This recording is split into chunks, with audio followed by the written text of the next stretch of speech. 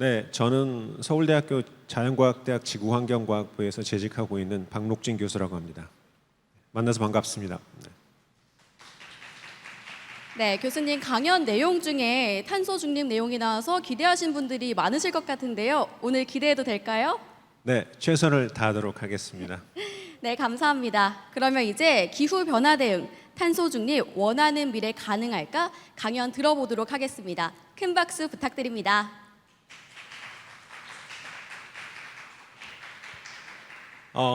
네, 기후 변화는 더 이상 미래 일이 아닙니다. 현재 지금 지구촌 곳곳에서 폭염 또는 폭염으로 인한 가뭄, 또 집중호우로 인한 홍수, 이런 현상들이 계속 발생하고 있고요.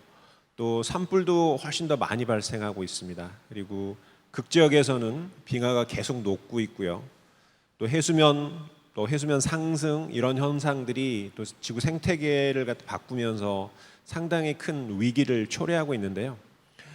그래서 이러한 그 심각한 기후 변화를 막기 위해서 우리나라를 포함한 많은 국가들이 탄소 중립 또는 넷제로를 목표로 하고 지금 대응을 하고 있는데요. 그래서 오늘 제 발표에서는 과연 넷제로 또는 탄소 중립이 무엇인지, 그리고 우리가 원하는 미래를 얻기 위해서 과연 어떤 방안들이 있는지 같이 한번 생각해 보도록 하겠습니다.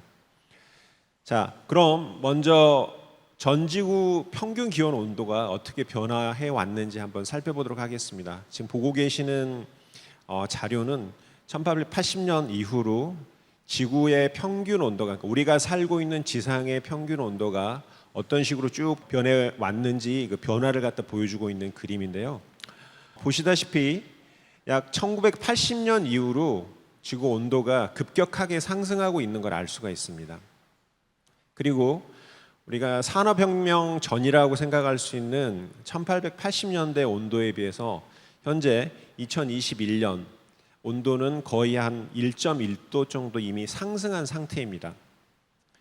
자, 이건 전 지구 평균 온도였고요. 한반도의 온도 변화를 보면 저희가 공식적으로 과학적인 측정이 있었던 1910년도에는 우리나라의 1년 평균 온도가 약 한 12도 정도 됐습니다. 근데 현재 2000년대, 2020년 이후에 보시면 이미 한 2도 정도 상승한 한 14도 정도를 갖다 보이고 있는 걸 알 수가 있습니다. 그래서 우리나라의 온도의 증가는 전 지구 평균 온도 증가보다는 조금 더 높게 증가하고 있다는 사실을 알 수가 있죠. 자, 그래서 이러한 심각한 기후 변화에 우리가 대응하기 위해서 2015년에 우리나라를 포함한 많은 국가들이 처음으로 서로 협약을 갖다 체결하게 됐습니다. 그거를 우리가 파리 협정이라고 하는데요. 이 파리 협정을 한 줄로 딱 이야기하면 앞으로 우리는 산업혁명 이후로의 온도 변화를 지구 평균 온도 상승폭을 2도씨 이내로, 가급적이면 1.5도씨 이내로 제한하자라는 게 파리 협정의 주된 내용이고요. 이를 위해서는 이제 참여하는 많은 국가들이 구체적으로 기후 변화를 일으키는 온실기체를 어떻게 감축할 것인지 계획을 항상 이렇게 유엔에 이렇게 제공하도록 돼 있습니다. 그리고 또 이를 위해서는 현재 대기에 이산화탄소가 얼마나 배출되고 또 얼마나 흡수되는지 이런 것도 정확하게 파악할 필요가 있죠. 제가 참고로 파리 협정에서 실제로 인용되었던 문구들을 여기다가 가져왔는데요. 보시면 2015년 12월 12일에 이 파리 협정이 이루어졌고요. 약 한 196개국이 참가를 했습니다. 그리고 처음으로 기후 변화에 대해서 국제적으로 legally, 그러니까 법적으로 효력이 있는 그런 협정이 되겠고요. 주된 골자는 제가 앞서서 말씀드렸듯이 가급적이면 1.5도씨, 전 지구 평균 기온이 산업혁명 이후로 1.5도씨로 제한하자라는 게 목표이고요. 그다음 마지막으로 그러면 이거를 위해서는 우리가 뭘 해야 되느냐? 미드 센츄리, 다시 말해서 2050년까지 넷 제로를 이루자라는 게 목표입니다. 그래서 제가 조금 있다가 그럼 과연 넷 제로라는 게 무엇인지에 대해서 말씀드리도록 하겠습니다. 이 파리 협정에서 이제 주된 고울이 온실기체를 줄이는데 그 중에서도 기후 변화를 일으키는 가장 중요한 요인 중에 하나가 이산화탄소거든요. 그래서 이산화탄소의 농도가 그럼 과연 어떻게 변해 왔는지 한번 보도록 하겠습니다. 이거는 이제 미국 해양 대기청인 노아라는 기관에서 측정한 전지구 평균 이산화탄소 농도인데요. 현재 2022년 기준으로 이산화탄소의 농도는 약 한 420 ppm 정도 됩니다. 그리고 이 이산화탄소 농도는 쭉 지속적으로 증가해 왔죠.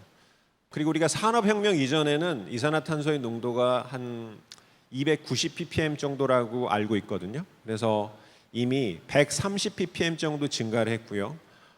퍼센티지로 하면 한 45% 정도 증가를 했습니다.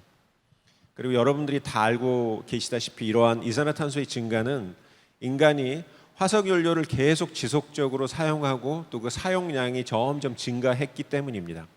근데 여기서 제가 이제 하나 여러분들께 질문 하나 드리겠는데요. 왜냐하면 많은 분들이 이걸 약간 헷갈려 하시더라고요. 우리가 화석연료를 사용하면 이산화탄소가 배출이 되거든요. 그런데 배출된 이산화탄소가 그럼 다 그냥 대기 중에 이산화탄소로 남는 것이냐라는 데에서 되게 조금 헷갈려 하셔요. 그래서 이산화탄소 배출과 대기 중에 이산화탄소의 농도가 어떤 관계가 있는지 여기에 대해서 제가 설명을 드릴 텐데 그 전에 제가 그럼 간단한 질문을 한번 드리겠습니다. 이산화탄소는 1년 내내 농도가 일정하게 유지되지 않습니다. 변화하거든요. 근데 과연 어떤 계절에 가장 이산화탄소 농도가 높을까요? 혹시 여기 앉아 계신 분들 중에서 알고 계신 분 계시나요? 어떤 계절에 높을까요? 네? 정답 나온 것 같은데요. 네, 맞습니다. 이산화탄소는 봄철에 제일 높습니다. 그래서 그걸 좀 한번 살펴보도록 하겠습니다. 자, 이 그림에서 이제 오른쪽에 여러분 보고 계시는 게 하와이에 있는 마우나로아라는 관측소에서 쭉 측정한 이산화탄소 농도입니다. 보면 지속적으로 쭉 증가하고 있는 걸 알 수가 있죠. 근데 조금 더 자세히 보시면 이게 1년 내에서 약간 오르락 내리락 합니다. 그래서 요 1년 내 변화는 월 자료를 이 기간 동안 쫙 평균해서 그린 그림이 이제 저기 네모 조그만 박스에 제가 그린 거거든요. 보시면 5월이 가장 높죠. 그리고 10월, 9월이나 10월이 가장 낮습니다. 그래서 1년 동안에도 이산화탄소 농도는 뭐 계속 쭉 증가하거나 또는 일정하지 않고 이런 식으로 월 변동을 이룹니다. 월 변동을 이루는 가장 중요한 이유 중에 하나가 뭐냐면 산림이 대기 중에 있는 이산화탄소를 흡수해가지고 광합성을 합니다. 이게 가장 중요한 원인이에요. 우리가 인간 활동에 의해서 배출되는 이산화탄소는 1년 내내 비슷한 양이 배출되거든요. 근데 왜 5월이 가장 맥시멈이냐면 겨울철에는 태양빛이 많지 않기 때문에 특히 북반구 기준으로 했을 때 광합성이 활발하지 않아요. 그래서 배출된 이산화탄소가 쭉 이렇게 쌓이는데 이제 봄철이 되면 그때부터 태양빛이 충분한 양이 들어오고 이산화탄소를 사용해서 이제 나무들이 광합성을 하기 시작합니다. 그래서 나무가 대기 중에 있는 이산화탄소를 빨아들이는 거죠. 그렇기 때문에 이렇게 쭉 줄어들거든요. 그리고 이 광합성 활동은 여름철이 가장 큽니다. 근데 이제 실제로 이 월 변동을 보시면 봄철보다는 약간 한두 달 정도 늦은 5월에서 피크가 나오고 그다음에 가장 낮은 농도는 약 한 10월, 9월, 10월에 나타나잖아요. 이렇게 한 달, 두 달 정도 이렇게 쉬프트가 된 이유는 자, 식생이 이렇게 빨아들이지만 이 영향이 이제 전 지구 대기로 쭉 퍼져 나가려면 한 달에서 두 달 정도의 시간이 필요합니다. 그래서 이러한 변동을 보이는 거거든요. 그래서 여기서 우리가 알 수 있는 건 우리가 인위적으로 이산화탄소를 배출하더라도 그게 그대로 다 대기 중에 있는 게 아니라 이 산림이 다 빨아들이는 역할을 합니다. 두 번째는 자연적으로 해양이 또 이산화탄소를 빨아들여요. 다시 말해서 이산화탄소가 해수물에 녹게 됩니다. 이건 우리가 이제 사이다를 생각하면 알 수가 있는데 여름철에 우리가 더울 때 사이다를 먹잖아요. 근데 이 사이다는 뭐냐면 물에 우리가 이산화탄소가 녹아 있는 탄산수예요. 비슷하게 이산화탄소가 물에도 이렇게 녹습니다. 그래서 대기 중에 배출된 이산화탄소는 전부 다 100% 대기 중에 있는 게 아니고 상당 부분은 산림에 빨아들이고 또 해양도 이렇게 빨아들입니다. 그래서 넷제로는 무엇이냐? 우리가 2050년까지 넷제로 또는 탄소 중립을 이루어야 되는데 이 넷제로의 과학적 의미는 뭐냐면 우리가 인위적으로 배출된 이산화탄소가 있는데 그거를 자연적으로 산림이나 또는 해양이 빨아들이잖아요. 그만큼은 자연적으로 없어지기 때문에 우리가 배출하는 이산화탄소 양이 자연적으로 배출되는 양하고 같게 되면 더 이상 이산화탄소의 농도는 증가하지 않게 됩니다. 그게 넷째로죠. 그리고 현재 왜 그럼 대기 중 이산화탄소 농도가 증가하고 있냐? 그거는 당연히 우리가 배출하는 농도가 자연적으로 이렇게 빨아들이는 이산화탄소의 농도보다 훨씬 많기 때문입니다. 그래서 앞으로 우리가 해야 되는 건 인위적으로 배출하는 이런 이산화탄소 농도를 자연적으로 빨아들이는 이산화탄소 농도만큼의 수준으로 줄이는 게 이 넷제로의 가장 중요한 핵심입니다. 근데 여기서 우리가 조금만 생각해 보면 알 수 있는 게 그럼 산림이 과연 이산화탄소를 얼마나 빨아들일까? 또는 해양이 이산화탄소를 얼마나 빨아들일까? 이런 질문이 생기게 되죠. 그리고 과학자들은 이거를 정량적으로, 그러니까 얼마만큼 빨아들이는지를 갖다 측정하려고 추정하려고 전지구적으로 노력을 합니다. 하지만 이제 아시다시피 우리가 나무한테 물어볼 수 없잖아요. 얼마나 CO2를 빨아들여야 될지, 빨아들이는지, 해양이 얼마나 녹는지. 그래서 이거를 정확하게 추정하는 데 있어서 상당히 좀 불확실성이 존재합니다. 그리고 또 하나는 제가 이제 또 말씀드리겠지만 지금도 기후 변화가 일어나고 있지만 앞으로 계속될 이런 기후 변화와 그다음에 이런 산림과 해양의 서로의 상호작용이 존재하거든요. 이런 상호작용이 또 이렇게 이산화탄소를 빨아들이는 그런 현상에 대해서 상당히 많은 그런 이슈들을 야기합니다. 그리고 이게 우리가 추정하는데 불확실성을 조금 더 크게 만들거든요. 자, 그럼 그 전에 일단 우리가 그럼 이산화탄소를 줄여야 되는데 어디서 많이 줄여야 되는지에 대해서 한번 살펴보도록 하겠습니다. 자, 이게 전 지구 이산화탄소 배출량이고요. 밑에 보고 계시는 그림이 이산화탄소 배출량이고요. 그다음에 각각의 색깔이 어떤 부분에서 이산화탄소가 배출돼 있는지 1990년 이후로 전지구적인 통계 자료를 갖다 제가 보여드리고 있는데요. 2019년 기준의 결과는 저 테이블에 지금 나타나고 있습니다. 그래서 저 표를 보시면 약 전력 생산이 42% 정도, 그다음에 자동차 사용이 24%입니다. 그래서 두 개 합이 거의 한 66% 정도 되죠. 이게 전 지구적인 통계입니다. 그래서 가장 전 지구적으로 이산화탄소를 많이 배출하는 그런 요인은 전력 생산, 그 다음은 자동차 이용입니다. 자, 그럼 우리나라 한번 통계를 볼까요? 자, 이거는 국내 이산화탄소 배출량이고요. 자, 비슷하게 1990년부터 우리가 꾸준하게 증가하고 있습니다. 그리고 각 요인별로 한번 보시면 2019년 기준에 전력 생산이 약 54%, 그 다음이 자동차로 18%입니다. 그래서 두 개를 합히면 이미 70%가 넘죠. 또 하나는 우리나라에서는 전력 생산이 가장 중요한 요소입니다. 그리고 그게 시간이 갈수록 계속 커지고 있어요. 저 하늘색 부분으로 칠해진 그 부분이 전력 생산에 의한 이산화탄소 배출량이거든요. 그래서 앞으로 우리가 2050년까지 넷제로를 도달하기 위해서는 일단 가장 주된 타겟은 뭐냐? 전력 생산입니다. 우리가 그러니까 화석 연료를 이용해서 전력을 생산하고 있는데 그거를 조금 더 친환경적으로 바꿔야 되고요. 두 번째는 자동차 이용이거든요. 그래서 우리가 현재 이제 화석 연료를 이용해서 자동차를 많이 사용하고 있지만 이런 것들을 조금 더 친환경 어떤 그런 에너지를 이용할 수 있는 자동차로 바꾸는 게 이제 넷제로로 가기 위한 가장 중요한 그런 방법 중에 하나고요. 우리가 이렇게 인위적인 배출을 줄이기 위해서는 이 문제는 당연히 에너지 전환과 밀접하게 연관이 있습니다. 다시 말해서 지금까지 우리가 손쉽게 썼던 화석 연료를 친환경 에너지로 바꿔야 되거든요. 이거는 막대한 경제적 비용이 들어가고요. 또 시간이 걸리는 문제입니다.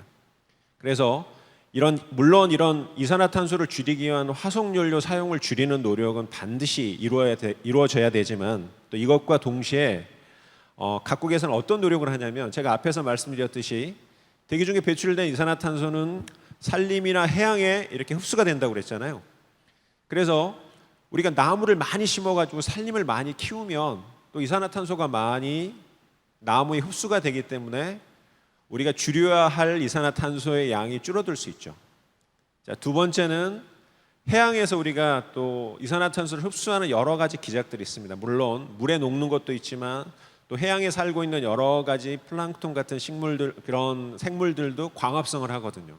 그래서 그런 것들을 갖다 조금 더 키워가지고 이산화탄소를 좀 더 흡수하게 하는 그런 계획이나 또 실제로 그런 그 프랙티스 그런 것들을 하고 있습니다. 이미 여러 나라들에서. 그래서 이런 거를 통해서 우리가 또 넷제로로 가는 방법이 될 수가 있습니다. 자, 근데 이러한 방법들에는 어떤 중요한 문제가 있냐면요. 제가 서두에 말씀드렸지만 지금 기후변화 때문에 세계 각국의 산불들이 많이 증가하고 있거든요.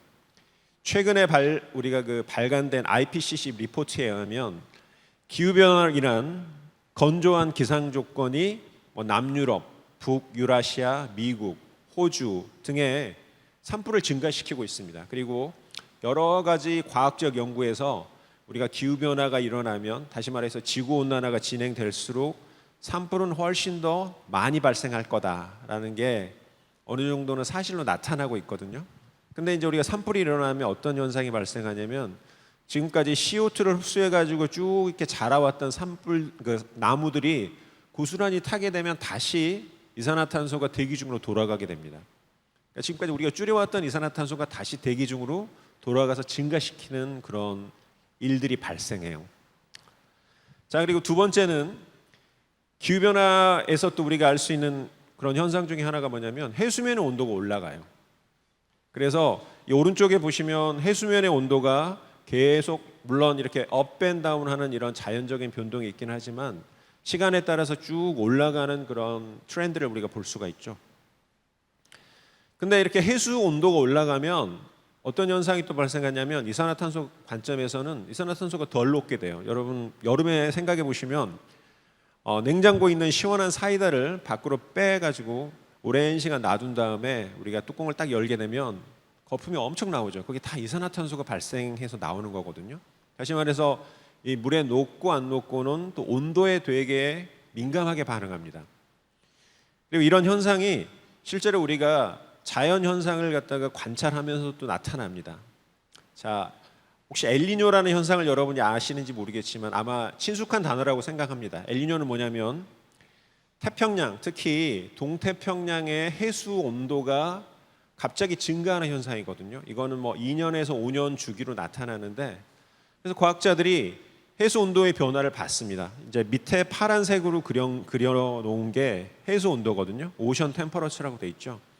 그리고 그 중에서 이제 피크가 보이는 이렇게 까만색 에로우로 나타낸 게 엘니뇨가 발생한 해예요. 근데 그 엘니뇨가 발생한 해에 대기 중에 이산화탄소의 증가율을 한번 쫙 계산해서 같이 그려봤더니 공교롭게도 엘니뇨가 발생한 해에 훨씬 더 이산화탄소의 농도의 증가가 높더라. 이건 바꿔 말하면 해수 온도가 올라가면 올라갈수록 해수로 들어가는 이산화탄소의 양이 줄어드는 겁니다. 그래서 이런 기후변화와 밀접하게 연관되어 있는 해수변화, 산불, 물론 또 다른 현상들도 되게 많지만 이런 것들이 자연적으로 우리가 이산화탄소를 흡수하는 그런 기작들을 방해하거나 또는 우리가 추정하는 데 상당히 어려움을 갖다 야기시키는 그런 문제들이 존재하고 있습니다. 또 하나는 요거는 조금 어려운 내용인데요. 최근에 그 네이처라는 그 과학 저널에 나온 연구 중에 하나인데 우리가 지금까지 중국에서는 이산화탄소를 별로 그렇게 많이 흡수한다고 생각하지 않았지만 그 결과가 A라는 패널 맨 왼쪽 위였는데 실제로 우리가 여러 관측 자료를 통해서 추정을 해봤더니 훨씬 더 많이 흡수하더라라는 결과입니다. 하지만 이런 것들은 아직도 많은 검증들이 필요합니다. 한 연구만 가지고 우리가 단정할 수 없거든요. 그리고 더더욱 중요한 건 우리나라 주변에서는 그럼 과연 얼마나 CO2가 없어지는지에 대한 정확한 과학적 이해가 있어야만이 그만큼 우리가 줄일 수가 있는 거죠. 인위적인 이산화탄소의 배출을. 자, 지금까지는 제가 기후변화를 가장 많이 일으킨다고 알려져 있는 이산화탄소에 대해서 말씀드렸는데요. 최근 들어서 이 이산화탄소만큼 관심을 받고 있는 그러니까 기후변화 연구에 관련돼서 물질이 있습니다. 그게 뭐냐면 메탄 기체입니다. 메탄 가스라고 우리가 부르는데요. 왜 그럼 우리가 메탄에 관심을 갖느냐? 요 테이블이 약간 어렵고 생소하실 수도 있지만 우리가 지구 온난화 지수라고 해서 이산화탄소 양만큼 똑같이 대기 중으로 우리가 1kg을 배출했을 때 이산화탄소가 지구 대기에 영향을 끼치는, 다시 말해서 지구 온난화를 시키는 영향을 우리가 일로 봤을 때 다른 기체들은 얼마나 있는지를 우리가 계산해서 그린 그러니까 계산한 표거든요. 이걸 우리가 글로벌 워밍 포텐셜 또는 지구 온난화 지수라고 하는데, 두 번째가 메탄, 그래서 CH4라는 기체인데 요거는 이산화탄소보다 25배나 훨씬 더 큰 영향을 가지고 있습니다. 그러니까 지구를 훨씬 더 25배나 똑같은 양이 만약에 배출이 되면 올릴 수 있는 거죠. 게다가 중요한 건 이 메탄 기체의 농도가 계속 증가하고 있습니다. 지금 이게 전 지구 평균 메탄 기체의 농도고요. 자, 올해가 가장 높아요. 근데 이러한 메탄 기체의 농도의 증가에 가장 기여를 하는 지역이 어디냐? 바로 동아시아입니다. 자, 이게 그림이 조금 작아서 안 보이실지 모르지만 이 오른쪽에 보시면 메탄 기체 배출을 나타내고 있고요. 맨 오른쪽 보시면 이스트 에이시아, 사우스 에이시아, 사우스 이스트 에이시아 이렇게 돼 있는데, 그 지역에서 배출되는 메탄의 배출량이 훨씬 더 가파르게 올라가고 있는 걸 알 수가 있어요. 비단 메탄뿐만 아니라 CO2의 농도도 보시면 동아시아가 훨씬 높죠.